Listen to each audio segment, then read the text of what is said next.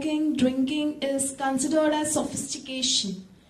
And being a 18-year-old or a 19-year-old, you really want to be accepted amongst your peer group. You want your peer group to admire you. But when you hold your ideas of sanskaras and your own culture, or when you speak about meditation to them, they simply use the word pakamat. What word? Pakamat. So, this becomes sometimes, gives you a feeling of loneliness, that people aren't really accepting you, you're not getting your friends. Even if you try to be a little social, you yourself don't tend to accept their ideas because find it a little stupid sometimes. So what guidance would you like to give to such a team? Very good question. I like honesty and real serious Sida question. This is a very good question. How to survive and have a social life and friends when there is peer pressure. Peer pressure to do all kinds of things, and if you don't, and that is considered cool, and that is a Western influence, and if you don't do it, then you are considered outcast or nerd or boring or things like that. See, there's many things you can do. First is, I know people, young people, who through a system of meditation and a certain lifestyle have achieved such serious concentration, such ability to remember things, such calmness, such composure, that automatically others around them say, "Wow, this is a different person. इसको हिलाना इतना easy नहीं है. ये बहुत reliable आदमी है, ये इंसान बड़ा कैरेक्टर का है, इसको आप you can't fool around with this person, this is a solid person." And sometimes such a person in the long run becomes actually more popular because others are considered traitors, betrayers, opportunists. आज वहाँ गए, कल वहाँ गए, they get you in trouble. So what happens is, you have to, in your social profile, like in investments, you have to make a short-term versus long-term trade-off. If you are going for impulse, short-term, immediate, क्या अभी फायदा होगा, then you have to join the gang, whatever they're doing. But if you think longer-term and say कि आज से कुछ साल बाद, I may be in much better state, because I've developed my consciousness, I've developed my mind, I've developed my career, I'm a stronger person. And so, a few years later, these guys may not be where I am, and I'll be actually sought after. A person who's of good character, if you are a young woman who is radiating good sattvic values, good character, believe me, there'll be lot more people interested in you than if you are just another loose person running around, which may seem like fun today, but when later on, maybe people will say, okay, that was a fun person to have, but not somebody I would want for the long term. So you see, you have to understand short-term versus long-term trade-off. Because any human being, no matter how corrupted they are, deep inside they have a voice which longs for that purity. Even if they don't have it, they long for it in this other person. So if you are that other person, you are much more precious and sought after. Yeah. Whereas in a society where you are surrounded by the corrupt values, you become like them. Immediately you'll be popular for a while, but you're no different than anybody. You're just like one of many. Then instead of drinking 2 glasses, they're drinking 5, so you're drinking 6. And instead of going out till 3 o'clock, they're going out till 4, so you're also going out till 5. The point is that you're in a rat race which never ends. And you see, then you just become part of this bhed chal and this bandwagon. Whereas if you are sure, and if you are rooted, and you build your character, and you build your career, and you build your lifestyle, you will be far better than all these people a few years later. So when you are facing this kind of peer pressure, you must have the vichar, the strength. You must have, in your meditation, withdraw to a certain place and see, witness from that place what's going on inside you, outside you. And there is a certain meditation technique Raman Maharshi taught, vichar, which is, who am I, what is going on, witnessing, it's just witnessing what's happening. When you practice that, you will realize that actually this kind of a temptation at first will come and look very exciting and very strong, but you let it pass, it will go through. You will be left with a certain calm and a certain composure, which will become the envy of all these people. They'll say, how is this person so stolid, such a reliable friend, the kind of person we want to confide in, the kind of person who we would like to have as a friend. So you can become more special, I would say. You can become more special if you stick to your values. Yeah? Whereas if you give in, you're just one more person like them. So I think it's basically the self-discipline of short-term versus long-term, which is a trade-off that we all have to make. But I'm very glad you were conscious. See, the first breakthrough is what this young lady has already achieved. That is to become self-conscious that there is this thing going on. Most people are not even able to withdraw and witness and say, "Arey bhai, this is going on. Everybody is doing this. It sounds exciting. If I don't do it, they do this." So at least your analytical mind has started spinning, some question. That's very good. And you should cultivate friendships with people who will reinforce it. You should join a kind of a good satsang group of youth. There are many of them in every town. I know in Mumbai also. You should join where, you go eat once a week and you get nourishment. And you should have a sadhana or some kind of a practice every morning. And then it will help you not go with this bandwagon. I think you should study what happens to such people like the common ones you're talking about later in life. They end up on addiction, they end up in crime, they end up in broken families, they end up sacrificing quite a lot. And so all sorts of things have a karmic effect. At first it seems like good time, and they are not mature enough to realize that there are consequences, they'll pay the price a few years later. So if you are the mature kind, then you should constantly read what is the problems of these modern societies, like how many people in the United States, a very, very large percent are on psychiatric drugs. Very large percent. How many are in prison? Some 3-4 million people in prison. How many people are on drug rehabilitation?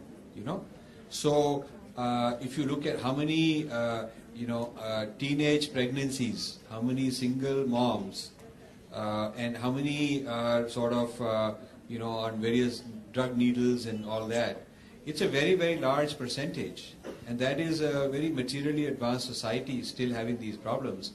So you can imitate the bad qualities of the West, or you can imitate good qualities of the West. I think West has got some phenomenally good qualities. They have a lot of work ethic.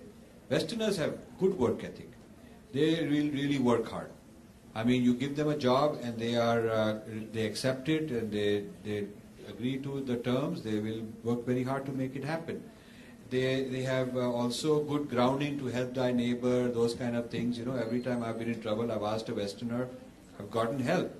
Indian may cop out and say, "Arey, I'm busy," or "I told this guy, didn't he call you? He's supposed to have called you. I made this arrangement." Like that they'll say. They'll fizzle out of it. But the Westerners have some extremely good qualities. Every culture has got some good qualities. So we don't have to pick up the bad qualities which those people are rejecting. Do you know that smoking is on the decline in the United States? You may not know this. Smoking is on the decline. Number of cigarette is gone now. And the cigarette companies are exporting to Asia as the biggest market. Asia is the biggest market. You see, when I was In my corporate life, it was a normally done thing. Christmas party, you bring a bottle of liquor as a gift. And then towards the end of my corporate career, the trend had changed. A lot of people would say that they don't like it because it's not good for you.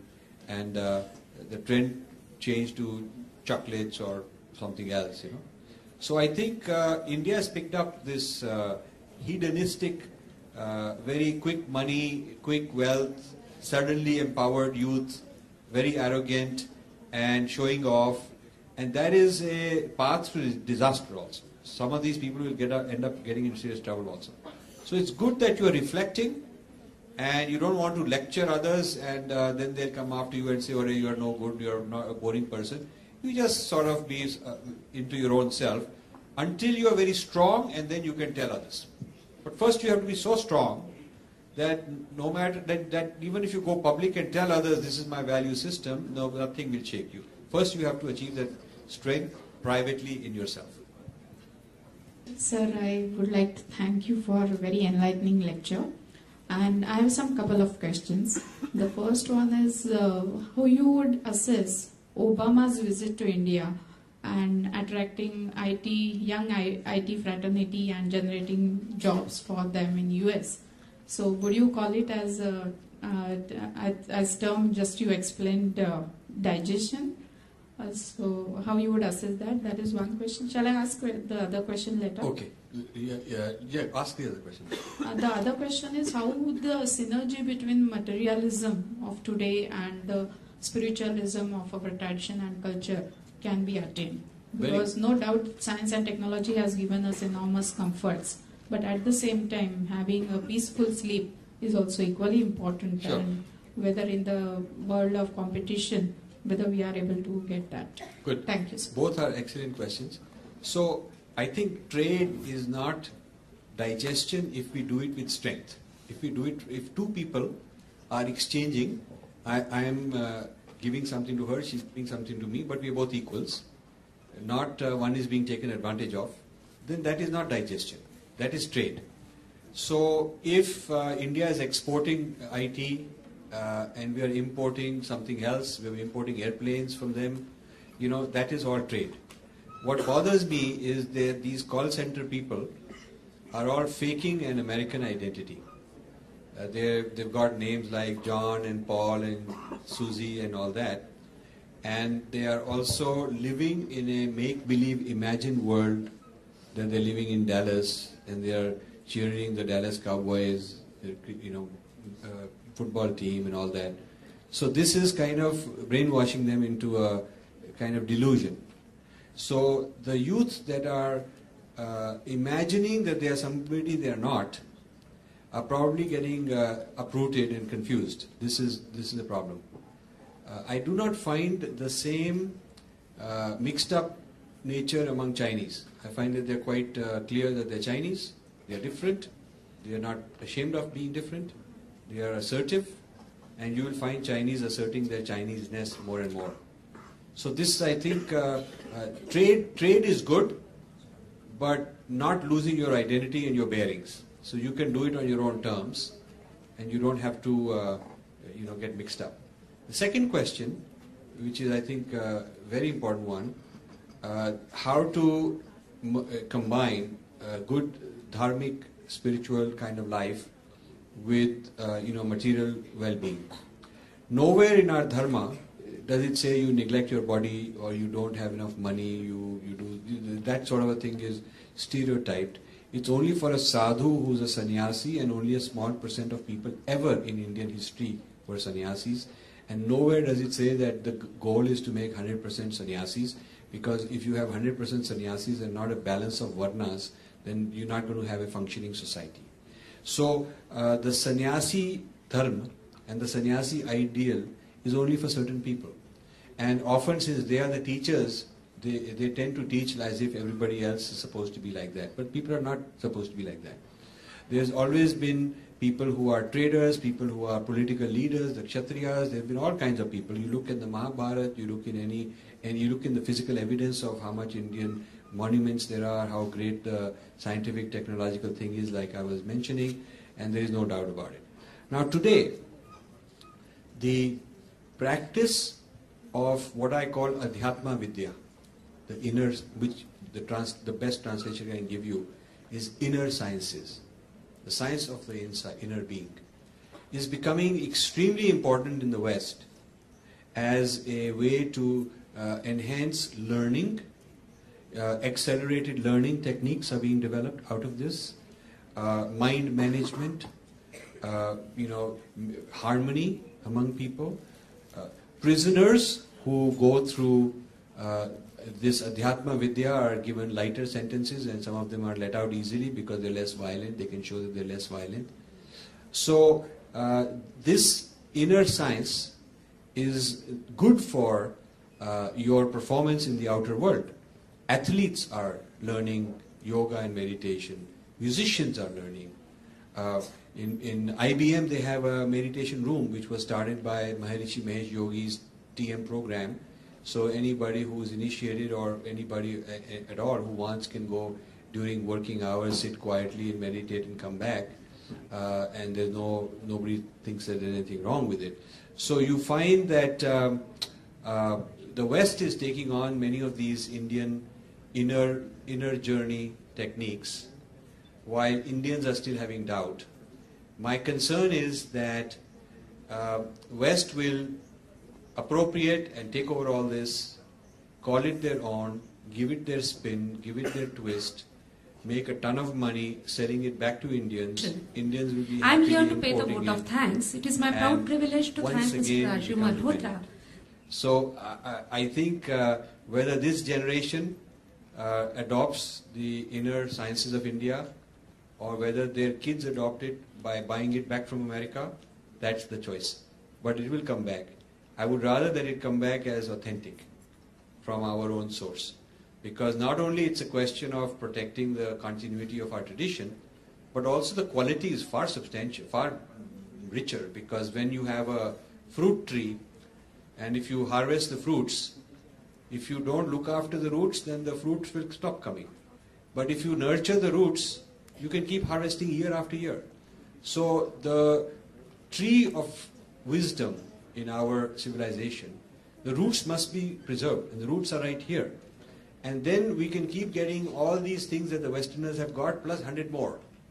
So that is why I want the young people to understand, you should have a serious examination of India's traditions of the inner journey and set aside, 20 minutes a day or some practice, 20 minutes a day. And you will find within 3 months your performance in college will improve, your ability to have friends will improve, you'll be more relaxed, you'll be less anxious, you'll be less worried, your memory will go up. These techniques are being taught in education now. So I think it's actually very synergistic. You say that the certain mantras, they have power and they should not be translated not only because they have a specific meaning, but a particular technique, the vibrations they create, that's why they should not be translated as such. So about that you have told about the some story about from Brihadaranyaka Upanishad about the message which was given by Prajapati to gods, to demons and to human beings was only one letter, the. So it had different meanings. For gods it was Dhamma, you control yourselves because they were enjoying power. For asuras, Daya, have compassion. And for human beings, Dana, charity. So on this point of non-translatables, if you tell something to our young generation, it will be useful for them. See, every civilization has its own unique experience. Not that one is superior to the other, but they are different. A civilization that emerged in the desert does not have the same understanding as a civilization that emerged in the forest. And the forest does not have the same experience as the desert. The civilization that emerged in the Eskimos in the ice places, snow and ice, is different. A civilization that's in a tropical island is different. So we have different geographies, different histories, different influences on us. And so civilizations have different experiences. It's nothing to do with being superior or inferior. Now, the words that emerge out of a certain civilization reflect the experience.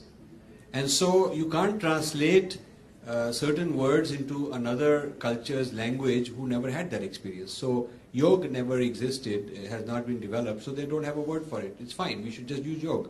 Don't call it exercise, don't call it gymnastics, don't call it prayer, it's none of those. It's not, those are all useless translations. Just be happy with yoga. Shakti is not energy, because Shakti is also divine, it's not just a material thing like energy. So I think the idea of non-translatable means that even if you are speaking in English, so back to the gentleman's question to the translation in other languages, and I agreed we should be translating this pustak in other languages. But even when you are speaking in English, there are about 50 words, 75 words of Sanskrit you should each learn. So part of the training should be that even if you are not in the Sanskrit department learning Sanskrit, take 50 important words which are commonly mistranslated, which are commonly replaced with English and they don't mean the same thing. Words that are not very esoteric and very too sophisticated, but which can be useful. And ask the person to take 10 words, then take another 10 words and make it part of his English vocabulary. So even if you're talking in English, you can just say Shakti, you can say Yoga. You don't have to, you can say Dharma. It's not the same as religion. You can start using a few of these words, and when you use them, you will force yourself to learn more about them. Because when you are using them, you want to explain, then somebody will question, well, what is different? Then you go back and research what is different. Next time you will say it with more confidence. So just by using a word over a period of years, you will become better and better at understanding how it's different and being able to explain it to other people. Not with anger, not with superiority, not knocking them down, but just saying this is different. This is our tradition, this is what the word is, and there is no other word I can use, so I will use my word. This can open up a whole journey for the young generation. If you put 50 Sanskrit words that are non-translatables, that are very strategically selected, then you can speak in English, you can go and do IT, you can become whatever materialist thing, but if those words are part of your thinking, those vibrations are part of you, that is a seed inside you which will blossom. And as you get older, you will realize more and more. Those 50 words will attract hundreds of other words. So that's what I suggest you should do. You made a passing reference to study of consciousness. And I just wanted to know, a few years back I had heard a lecture from a famous physicist in India, Dr. Shrikant, who is now doing a lot of research on consciousness and quantum physics, the relation between two, in Bangalore. Would you just throw a little more light on this consciousness and study of consciousness? Yeah. In the 1990s, I started attending these consciousness conferences in Tucson, Arizona, which are held every 2 years. And I was surprised to find how much of Indian ideas of consciousness they had appropriated. The idea of unity consciousness, they had appropriated into physics. Heisenberg and Schrödinger, the two who got the Nobel Prize in quantum physics, were quoting Vedanta and Vedas as their source of inspiration. But by the 90s, all that had been forgotten, and some Westerners had taken over that whole movement and completely forgotten the Indian sources. So this was one of my first projects when I started the foundation, is to revive interest among Indian thinkers on the study of consciousness in India. And I think you're talking about the Vivekananda Institute near Bangalore, where they're doing research. Shrikant, he's with the... Okay, he's retired from here. There's also an institute near Bangalore. I've been encouraging them to do the research which the Westerners are doing. Rather than the Westerners doing research on yogis, we can do it ourselves and publish the papers ourselves. And I've also encouraged and funded a lot of young scholars like, I mentioned Sangeeta Menon, and really encouraged them to talk about Indian models of consciousness and how they go with modern quantum physics. Now this quantum physics and consciousness is therefore become a trend. We had a lot to do with starting that trend about 15 years ago. It's become a trend, and a lot of Indian scientists have started picking up this. Where it needs to go next is in the life sciences. Physics is not life sciences. So physics gives you the role of consciousness in quantum mechanics, but I'm more interested in biology. There is a role of prana and consciousness in biology. I think that is the cutting edge of science. I would think has a lot of potential, because there the application can also be leading to new medical breakthroughs and healing systems.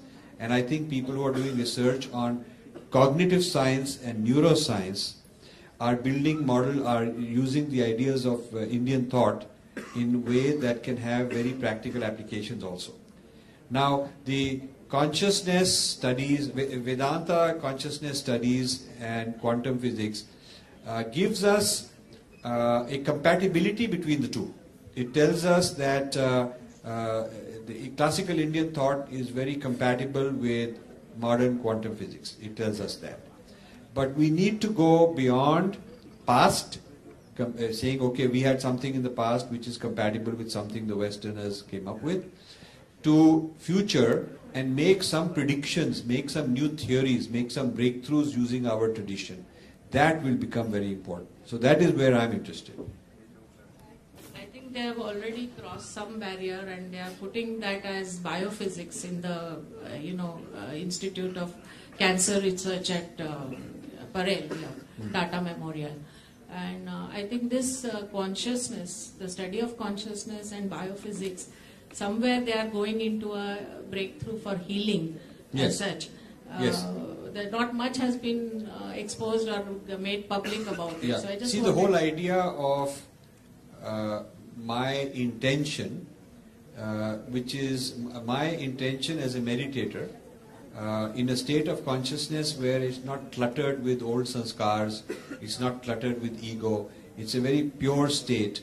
And in that state, a certain intention and how it bears fruit is a principle that needs to be quantified and studied in the laboratory. And also the role of negative thinking that can generate cancers and that can generate all kinds of problems. Because in quantum mechanics, the quantum uncertainty gets collapsed into one of several possibilities. There are many possibilities. That is the uncertainty principle. And it gets collapsed into one of them based on some correlations. And this business of constantly harping on negatives, generating negative results, is sort of a philosophical, there is a philosophical argument like that. But from a philosophical argument to scientific argument, you need laboratory proof. And so our people, I'm glad to know from you that our people are taking this up, because I've been wanting them to take it up. Until 10 years ago, in the 90s, West was doing the laboratory studies and publishing the papers and calling it original, but the subjects who were being studied were Indian or Tibetan, because the Westerners did not have that ability to do that. So I was always arguing that the scientist is not the one with the stopwatch who's measuring what you've done. The scientist is the one with who's able to actually achieve this. The inner scientist is the one who's got the Adhyatma Vidya to achieve a state of consciousness. The outer scientist got the measurement device, and he can measure that what you're saying is happening, So we need to combine the inner science and the outer science in India, publish these papers, get the breakthrough, and it can have a huge potential. Thank you. The author of Make Different, for accepting our invitation. Thank you, sir, for introducing certain terms like Southernization, Pisa effect or U-turn, redevelopment of India, and for raising the fundamental questions regarding the essence of Indian civilization. Your concern for preserving the tradition or heritage is noted by the teachers as well as by the students. Actually, my students have asked me to convey their gratitude to the organizers. So on their behalf, I thank profusely to the organizers for providing the opportunity to know these ideas at such young age. I also thank the technical staff handling the recording, photography and sound system. Again, the organizers, KJ Somaya Bharatiya Sanskriti Peetham, KJ Somaya College of Arts and Commerce and SK Somaya of Arts, Science and Commerce need to be thanked. Last but not the least, the audience is also to be thanked for raising pertinent questions and enriching the discussion. Thank you once again to one and all. Thank you.